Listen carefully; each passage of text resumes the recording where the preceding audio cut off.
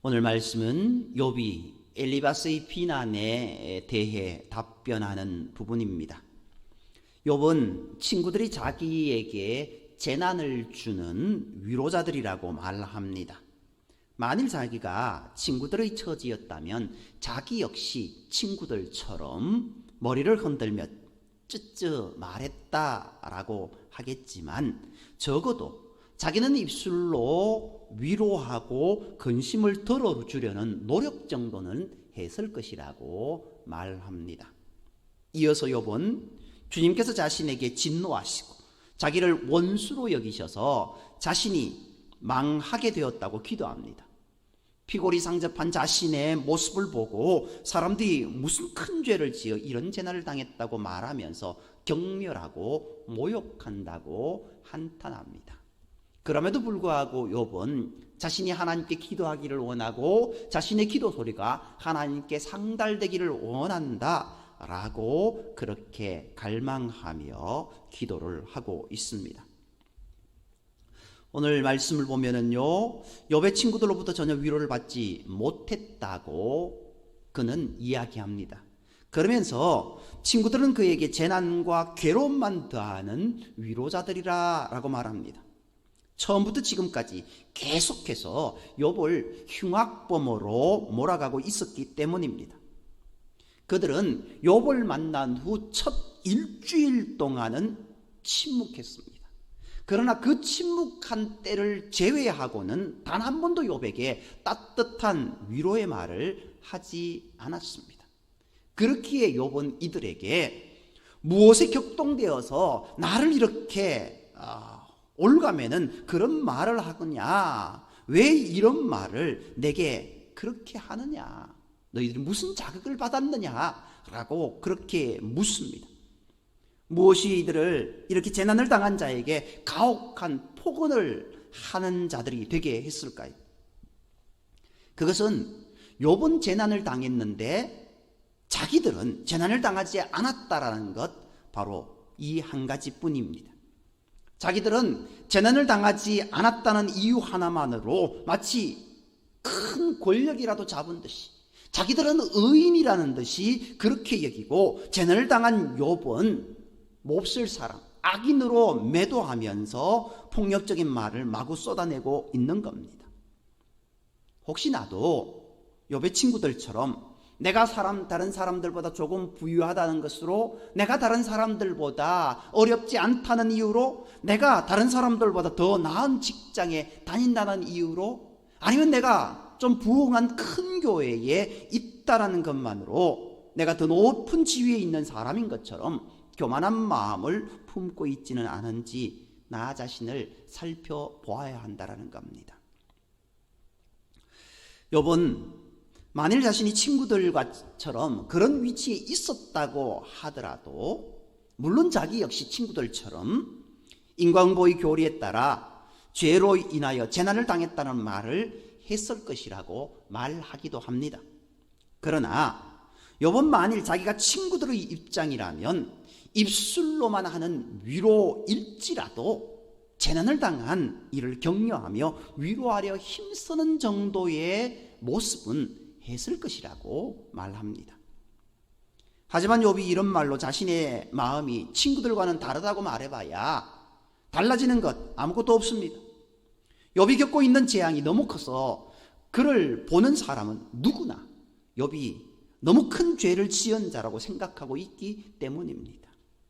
욥의 몸에 있는 질병이 고쳐지기 전에는 적어도 이런 현상은 변하지 않을 겁니다. 욥은 주께 부르짖으며 외쳐도 고통이 줄어들지 않고, 조용히 침묵을 하여도 아픔이 잦아들지 않고 있다고 호소합니다. 주께서 자신을 치셔서 피골이 상접해졌고, 자신의 그런 모습을 보는 사람들마다 무슨 큰 죄를 지은 것으로 생각하고 있다고 호소합니다. 욥의 이러한 모습이 욥에게 불리한 증거를 하고 있는 겁니다.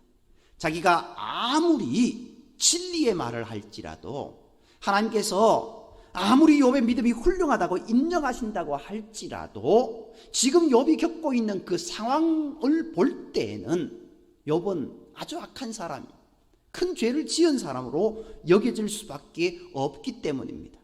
많은 사람들이 볼 때는 그렇게밖에 보이지 않는 겁니다. 그러므로 욥의 몸에 있는 병이 욥에게 불리한 증인이 되고 있다고 말하는 겁니다. 욥은 이러한 자신의 처지가 하나님께서 자신을 공격했기 때문이다 라고 생각합니다. 그러므로 나의 모습을 보고 나도 나를 향하여 함부로 판단하지 말아야 됩니다. 다른 사람의 모습을 보고 함부로 그를 판단하는 것도 우리는 조심해야 할 일이지만, 나의 모습을 보고 나를 함부로 판단하는 것도 조심해야 됩니다. 만일 우리가 욥의 처지였다면 우리 역시 욥처럼 하나님께로부터 공격을 받고 있다고 스스로 생각하지 않았을까요? 욥은 그래도 죽게 기도하기를 멈추지는 않았습니다만, 만일 하나님께서 나를 공격하시니 나도 하나님을 미워하리라고 하면서 하나님 곁을 영영 떠나게 된다면 나중에 자신의 판단이 얼마나 어리석은 것이었는지를 생각하면서 영원히 후회하게 될 것입니다. 어떤 일이 있더라도 하나님께서 나를 사랑하신다라는 것을 의심하지 말아야 됩니다. 또 내 상황이 다른 사람들 보기에 영 형편없게 되었다 하더라도 나는 하나님께서 택하시고 부르신 하나님의 거룩한 백성이라는 그 사실을 우리가 명심하며 믿음으로 나아가는 저와 여러분이 되어야 될 줄 믿습니다. 지금 욥의 주변에는 모두가 한 통속이 되어서 입을 열어 경멸하는 소리를 내고 뺨을 치며 달려들고 모욕하고 조롱하던 자들 뿐입니다. 욥이 어떤 죄를 지었는지 본 사람은 아무도 없습니다. 그의 재난을 당한 모습만 보고 그를 경멸하고 있는 겁니다. 흔히들 백성의 소리가 곧 하늘의 소리라고 합니다만, 적어도 본문으로 볼 때에 백성의 소리는 결코 하늘의 소리가 아니었습니다. 하나님을 떠난 무리들의 소리, 하나님의 지혜를 갖지 못한 백성들의 소리는 결코 하늘의 소리가 될 수 없다라는 겁니다. 하나님을 떠난 백성들이 예수님을 십자가에 못 박으라고 외쳤고, 하나님을 떠난 무리들이 롯의 집을 방문한 천사들을 내놓으라고 소리 질렀지 않습니까? 그러므로 우리는 이 세상 사람들이 가진 생각과 가치관에 휩쓸려서는 안 됩니다. 세상 흐름에 휩쓸지 말고 주님의 말씀에 굳건히 서 있는 저와 여러분이 되어야 될 줄 믿습니다. 친구들은 물론 하나님의 백성이라 자처하는 주변의 모든 사람들이 다 욥을 비난하고 있는 상황에서 욥은 하나님까지 자기를 원수로 여기고 공격하고 있다고 생각합니다. 왜냐하면 하나님께서 아무 말씀도 하지 않으시고 계속해서 침묵만 하고 계시기 때문입니다. 자신의 병이 조금이라도 차도가 있으면 좋으련만 그런 모습은 기미도 보이지 않습니다. 그럼에도 불구하고 욥은 오직 하나님만 의지하고 있습니다.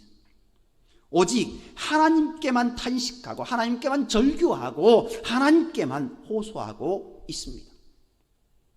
하나님의 뜻을 다 이해하지 못하지만 그래도 내가 의지할 자는 오직 하나님 한 분뿐이다라는 겁니다. 나를 살리시기 위해 친히 십자가에 달리신 주님이 그 사랑으로 나를 사랑하십니다. 욥은 구약의 사람이었음에도 불구하고 하나님의 이 사랑을 의심하지 않았습니다.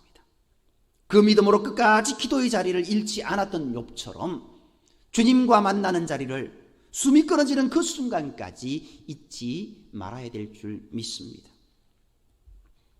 이제 12절 이하에서 욥은요, 주께서 평안히 살던 자신의 목덜미를 잡고 내던져서 부서뜨리시고 자신을 관역으로 삼아서 화살을 사정없이 쏘아댄다라고 이야기합니다. 그리고 그 화살들이 욥의 허리를 뚫고 들어와 욥의 내장들을 땅에 모두 쏟아지게 하셨다고 고백합니다. 하나님께서 욥을 치고 또 다시 치며 계속해서 용사같이 달려지시니 이제 욥의 눈꺼풀에 죽음의 그림자가 드리워져 있다고 고백합니다. 언제쯤 이런 욥의 지긋지긋한 고통 벗어날 수 있는 것일까요? 욥은 아무런 이유도 말씀해 주시지 않고 자기에게 이런 고통을 주시는 하나님께 무언의 항의를 하기 위해서 옷을 모두 벗고 맨살에 굵은 베옷을 입습니다. 욥의 자존심과 권위는 먼지 속에 처박혔고 하도 울어서 얼굴은 벌겋게 부어올랐습니다. 욥은 자신의 눈꺼풀에 죽음의 그림자가 드리워졌다고 탄식하고 있습니다. 우리는 욥의 절규의 탄식을 통해서 고통을 받는 자들의 아픔을 헤아려 보아야 합니다. 주변에 이런 고통을 겪고 있는 이가 없는지 우리는 살펴보아야 한다는 겁니다. 그리고 욥은 자신이 왜 이런 재앙을 당해야만 하는지 그 까닭이라고 말해달라고 울고 또 울면서 하나님께 빌고 간청해서나 여전히 책무만 하시는 하나님을 바라봅니다. 이에 욥은 18절에 땅을 향하여서 땅아 내 피를 가리지 말라라고까지 호소합니다. 자신의 억울한 사정을 하나님께 대신 말해달라고 땅에게 호소하는 겁니다. 이어서 욥은 땅에게요 나의 부르짖는 소리가 쉴 자리를 잡지 못하게 하라 라고 이렇게 호소합니다. 욥이 부르짖는 소리가 마치 메아리처럼 땅에서 계속 울려서 하늘에까지 닿게 하라는 겁니다. 하나님께서 말씀을 하지 않으시니 대신 땅에게 호소하여 말씀하시지 않는 하나님께 그 서운함을 표현한 겁니다. 그리고 그의 그 간절한 그 토로가 하나님께 닿기를 또 원하는 겁니다.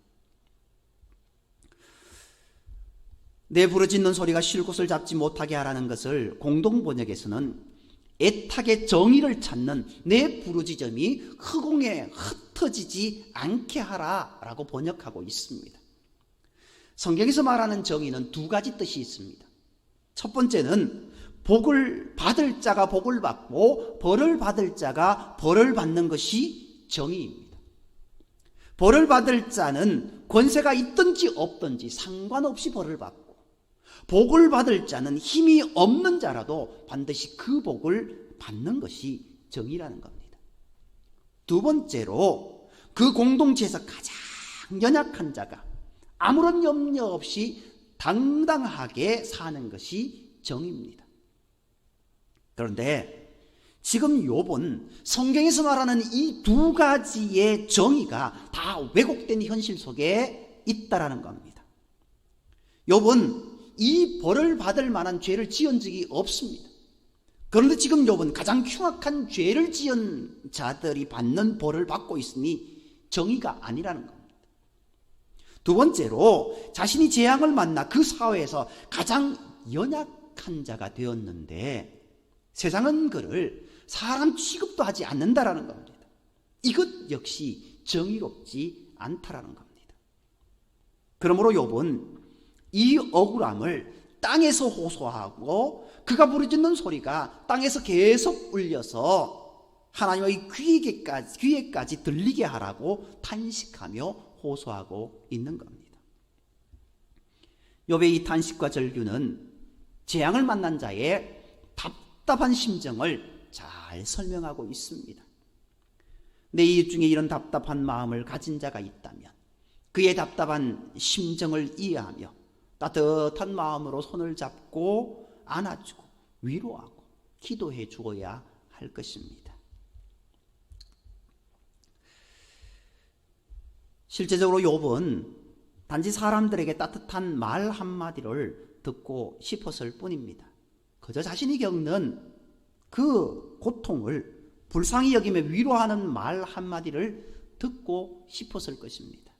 그러나 욥의 친구들조차 계속해서 욥에게 험하고 악한 소리만 하니 욥은 이제 이 세상에서 그가 의지할 자는 단 한 사람도 없다는 것을 느끼게 됩니다. 이에 욥은 하나님께 부르짖는 것 외에 그가 할 수 있는 것은 아무것도 없다라고 말합니다.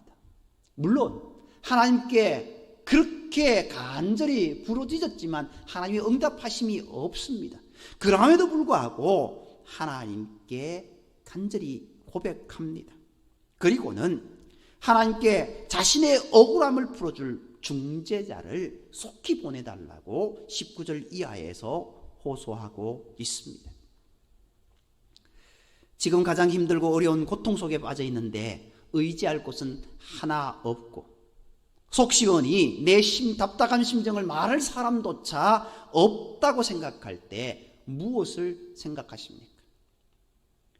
요즘 이런 일을 겪고 있는 사람들 중 많은 사람들이 극단적인 행동을 하고 있습니다. 이들은 정말 주변에 그들의 말조차 들어줄 친구 하나 없었을지 모릅니다. 명절을 지나면서 모녀가 스스로 목숨을 끊고 그렇게 발견된 모습도 있습니다. 오늘날 사회 속에, 오늘날 우리 주변에 그런 모습들이 너무나 많다라는 겁니다. 그러나 나를 위해 독생자까지 바치시며 나를 사랑해 주시는 하나님이 계시다라는 것을 우리는 믿어야 됩니다. 하나님은 이 세상을 만드신 분이시므로 내가 가진 고민이 무엇이든 다 들어주실 수 있는 분입니다. 그러므로 욥이 말한 것과 같이 더 이상 견딜 수 없는 고통 속에서 의지할 곳 하나 없는 절대 고독 속에 있을지라도 내가 하나님께 부르짖는 것 외에 할 것이 무엇이 있겠는가 라면서 주께 부르짖는 자가 되어야 될 줄 믿습니다. 성경의 위대한 인물들을 다 이런 고통과 시련 속에서 하나님의 큰 위로를 발견한 자들이라는 것을 우리는 기억해야 됩니다. 내가 가장 큰 시련 속에 있다면 나는 성경의 위인들처럼 하나님의 가장 큰 위로를 만날 수 있는 자다라는 것도 우리가 명심해야 됩니다. 그날을 기다리며 주께 부르짖어 기도하는 일을 멈추지 말아야 됩니다. 기도를 멈추는 순간 우리를 점령하는 것은 마귀고 우리를 점령하는 것은 사망의 음침한 골짜기라는 것을 우리가 기억하면서 오히려 주님의 위로와 주님의 인도하심과 안위하심 가운데 온전히 걸어가는 저와 여러분이 되기를 간절히 소망합니다. 기도드리겠습니다. 사랑과 은혜의 하나님, 어떠한 일이 있더라도 주께서 나를 사랑하신다는 것을 의심하지 말게 하옵소서. 어떤 일이 있더라도 나는 하나님의 택하신 거룩한 백성임을 잊지 말게 하옵소서. 환경에 따라 일희일비하지 말고 오직 주님의 은혜 안에 주님만 바라보며 믿음으로 나아갈 수 있는 우리의 모습이 되게 인도하여 주옵소서. 내가 욥처럼 고통 중에 있으면서 의지할 곳 하나 없다고 여겼을 때도 나를 사랑하신 그 하나님을 기억하며 십자가를 바라보며 오직 믿음으로 나아갈 수 있는 우리의 삶이 되게 인도하여 주옵소서. 모든 말씀을 사랑하시는 예수님의 이름으로 감사하며 기도드립니다. 아멘.